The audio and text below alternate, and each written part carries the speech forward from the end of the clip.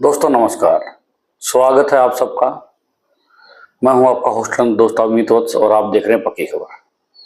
दोस्तों बात करेंगे सहारा सेबी केस के बारे में, बात करेंगे सहारा इंडिया के बारे में और इन्वेस्टर्स का पैसा कब मिलेगा उसके बारे में।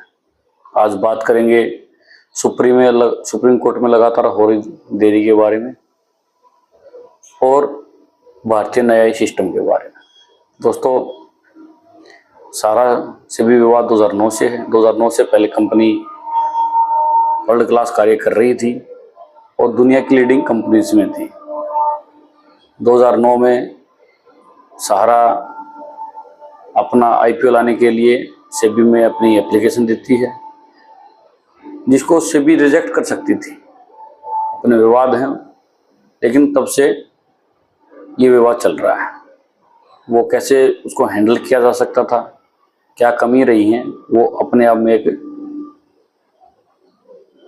जांच का और बहस का विषय है। लेकिन जो बीत चुका है उसके बारे में बात नहीं कर सकते हैं, उसका फायदा नहीं होता बात करने का। 2012 में सुप्रीम कोर्ट ने सहारा इंडिया को निवेशकों के 24,000 करोड़ 15% ब्याज के साथ लौटाने के आदेश दिए। 2012 में जो 24,000 करोड़ रुपये देने थे सहारा को, उसमें से 15,000 करोड़ सहारा सेबी में जमा कर चुकी है विद इंटरेस्ट। 22,000 करोड़ सेबी के पास है, सहारा सेबी अकाउंट में, और 10,000 करोड़ जो बाकी के 9,000 करोड़ उस टाइम पे बचे थे, उस टोटल रकम 10,000 करोड़ हो जाती है। उसको देने के लिए वर्सोवा लैंड पर सुनवाई होनी थी, जो की डेट 2 अप्रैल को थी। उसके बाद तारीख 30 अप्रैल को चली गई और अब उसकी कोई अपडेट नहीं है। आज हम यानी कि 2 मई को चेक कर रहे थे कि 48 घंटे बीतने जाने के बाद क्या इतने बड़े निर्णय, इतने बड़े केस, जिसके कारण लाखों करोड़ों लोगों की जिंदगी प्रभावित हो रही है। बहुत सारे लोगों ने सुसाइड तक भी किया है कंपनी डूबने के कारण। तत्कालीन सरकार ने कोई कदम नहीं उठाए, कोई ऐसे बयान नहीं दिए जिसके कारण जो एजेंट्स थे वो उनकी जान बच सकती थी। खैर वो एक अलग विषय है, लेकिन आज के विषय पे आते हैं। हम 2 मई को चेक करने गए सुप्रीम कोर्ट की साइट पे, तो पता लगा कि 30 तारीख की डेट की बजाय 2 अप्रैल की डेट ही शो हो रही है। हमने पता किया तो पता लगा कि ये टेक्निकल फॉल्ट है, क्योंकि जो डेट जनरेट होती है टेंटेटिव, वो जो सुप्रीम कोर्ट का सॉफ्टवेयर है वो अपने आप जनरेट करता है। तो उसी के कारण नेक्स्ट डेट अभी टेंटेटिव जनरेट नहीं हो पाई है, इसलिए पिछली तारीख में दिखा रहा है। दोस्तों आपको यहाँ सहारा इंडिया की आलोचना करने वाले बहुत लोग मिल जाएंगे।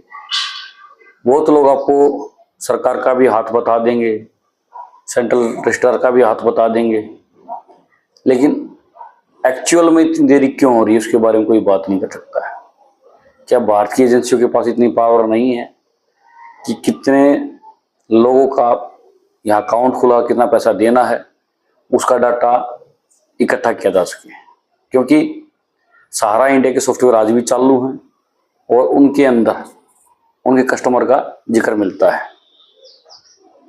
और जो सहारा इंडिया पोर्टल चालू है, सीआरसीएस पे ने जो पोर्टल चालू कर रखा है, जहाँ 50,000 रुपये मिलते हैं, जब आप लोग उस पर अप्लाई करते हो तो उसका मिलान कहाँ से होता है?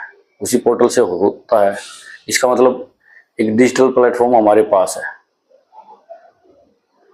जिससे हम डाटा जुटा सकते थे। लेकिन 2012 से लेकर 2025 तक आज तक किसी ने उस डाटा को जुटाने का प्रयास नहीं किया है। आपके पास 22,000 करोड़ रुपया है, आपने 24,000 करोड़ रुपये देना है, 5,000 करोड़ रुपया ऑलरेडी जमा किया जा चुका है, तो कहीं ना कहीं पैसा दिया जा सकता था। लेकिन केस को पूरा कॉम्प्लिकेटेड बनाया जाता है। पहले एक केस है जो सारा हाउसिंग है, सारा फाइनेंस है, उसको तो निपटारा किया ही जा सकता था। उसके निपटारे के बाद सारा सोसाइटीज का केस का निपटारा होना चाहिए था। माफ़ कीजिएगा, जो पैसा आ रहा है वो सारा सोसाइटीज का ही आ रहा है।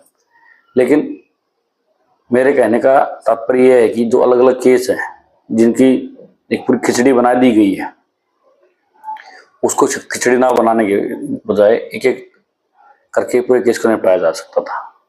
सहारा ने 15,000 करोड़ रुपए जमा किए, 15,000 करोड़ यूनेस्को को मिलना चाहिए था। उसके बाद अगर जमीन बेचने की जरूरत पड़ती तो जमीन बेच के 9,000 करोड़ रुपया उसी टाइम पे देना था। उसके बाद आगे की दूसरे केस पे कार्रवाई चलती। खैर, वो बातें न्यायपालिका है, जुडिशियल सिस्टम है, उसका अपना प्रोसेस है। लेकिन अब जब फैसले की घड़ी आ चुकी थी और पूरा विवाद खत्म होने की कगार पर पहुंच रहा है, उसके बाद भी ये जो डिले हो रहे हैं, इसका जिम्मेवार कौन है? क्या लोग सारा इंडिया को गाली देने वाले लोग इस बात पर सवाल पूछेंगे कि इसका जिम्मेवार कौन है? आपने एक फिल्म देखी होगी, उसमें एक डायलॉग है, सनी देओल की फिल्म है कि तारीख पे तारीख जज साहब, या न्याय नहीं मिलता तारीख मिलती है। वही तारीख आज सारा इन्वेस्टर को चुभ रही हैं गोली की बाती, लेकिन किसी को सारा इन्वेस्टर के सुख दुख की नहीं पड़ी है। हर कोई अपने हिसाब से रोटियां सेकने में लगा है। क्या सहारा से भी विवाद कोई इंपॉर्टेंट मुद्दा नहीं है? सारा से भी केस के कारण लाखों करोड़ों लोगों की जिंदगी प्रभावित हुई है। मैंने पहले बताया है, लोगों तक ने अपनी जान तक गंवानी पड़ी है, और पलायन की तो हजारों कहानियां आपने सुनी होंगी सहारा विवाद में। लेकिन दोस्तों, इसके ऊपर किसी का ध्यान नहीं जा रहा है कि पिछले 14-15 सालों से लाखों लोगों को हर रोज बेइज्जती का सामना करना पड़ा है। समाज में बहिष्कार का, आर्थिक बहिष्कार का, सामाजिक बहिष्कार का सामना करना पड़ता है। रोज ताने झेलने पड़ते हैं, और कैसे न कैसे लोग अपना घर चला रहे हैं। अगर दूसरी कंपनी की बात करें तो उनके पास इतने एसेट्स नहीं थे कि जितना देना हो उतना उनके पास हो। सारा इंडिया के पास तो कई लाख करोड़ की प्रॉपर्टी है। तो कहीं ना कहीं यहाँ भारतीय सिस्टम फेल होता नजर आ रहा है, जिसके कारण पैसा अभी तक नहीं मिल पा रहा है। लोग कहानियां सुनाने आते हैं कि बड़े बड़े वकीलों के माध्यम से डेट ली जा रही है। अगर बड़े बड़े वकील ही देश को चलाते हैं तो सरकारें या हमारी न्याय व्यवस्था क्या कर रही है? उनको क्या उस पर रोक नहीं लगानी चाहिए? लोकतंत्र किसके लिए होता है? जनता के लिए होता है। जब जनता ही परेशान है तो ऐसे सिस्टम पर सवाल बनता है। लोग अपने हिसाब से कुछ बताएंगे, उन्होंने ये गलती की, उन्होंने ये बेच दिया है। आप तो सहारा को चोर बता ही रहे हो, तो आप सहारा से न्याय की उम्मीद कैसे रख सकते हो? लेकिन जिनके हाथ में न्याय देना है और वो न्याय नहीं दे पा रहे हैं, उसके लिए आपने क्या किया? क्या आपने खुल के बोला कभी? तो दोस्तों, किसी पे आरोप लगाना छोटी बात है, जो कमजोर होता है उस पर लगाना और वो भी आसान बात होती है। लेकिन जो ताकतवर होता है उसको कोई नहीं बोल पाता है। कहा जा रहा है कि सारा इंडिया सपोर्ट नहीं कर रही है। सारा इंडिया सपोर्ट नहीं कर रही है तो हमारा कानून सिस्टम क्या कर रहा है? उसको क्यों नहीं अंदर डाला जा रहा सारे बंदों को उठा के? जिन डायरेक्टर्स की सुप्रीम कोर्ट लिस्ट मांग रहा है, अगर सारा इंडिया लिस्ट नहीं दे रही है तो क्यों नहीं सुप्रीम कोर्ट आदेश दे देता है? प्रशासन को बोले उनको उठा के लाएंगे घर से, ईडी को बोले लिस्ट बना के रखेगी तैयार। कितनी एजेंसियां हैं इंडिया में, और बहुत सारी बातें दोस्तों करने को, लेकिन वीडियो बहुत लंबी बन जाएगी, समय का अभाव है। लेकिन दोस्तों, कहने का तात्पर्य ये है कि जिस न्याय की हम इंतजार, जिस न्याय का इंतजार हम पिछले 13-14 सालों से कर रहे हैं, उसमें अभी और डिले होगा। अभी इस पर कोई सुनवाई होगी ऐसी उम्मीद मुझे दिखाई दे नहीं रही है। ये हालांकि मेरे खुद के निजी विचार हैं। मेरा कहने का तात्पर्य यह है कि होगी ही नहीं ऐसा नहीं है। मुझे जो लग रहा है वो मैं आपको अपनी जानकारी और अपने विचारों के साथ शेयर कर रहा हूँ। बाकी किसी दोस्त के पास इसके अलावा कोई जानकारी हो कि कब तक सुनवाई होने की संभावना है, प्लीज कमेंट के माध्यम से जानकारी जरूर साझा करें। हम सब एक ही रोग से पीड़ित हैं और एक दूसरे के साथ चलकर ही हमारा समाधान निकलेगा। तो दोस्तों, आज के वीडियो में इतना ही। आपका पूरे इस विवाद के बारे में क्या कहना है कमेंट के माध्यम से जरूर बताएं।